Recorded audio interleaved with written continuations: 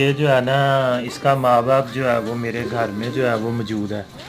बड़ा ही ज़बरदस्त किस्म का ये इंडियन जोड़ा है।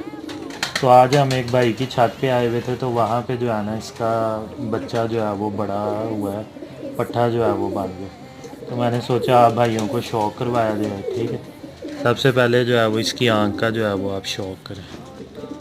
ये देखें दोस्तों, ये इसकी आँख है।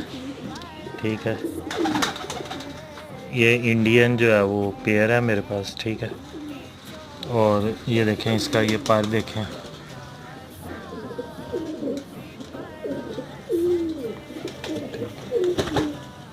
ये दोस्तों,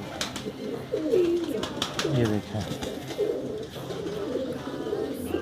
बड़ा नरम व मुलायम जो है वो ये बना है। ठीक है, उसके बाद आप इसकी ये दुम देखें। ठीक है, और ये जो है वो इसके पंजे हैं।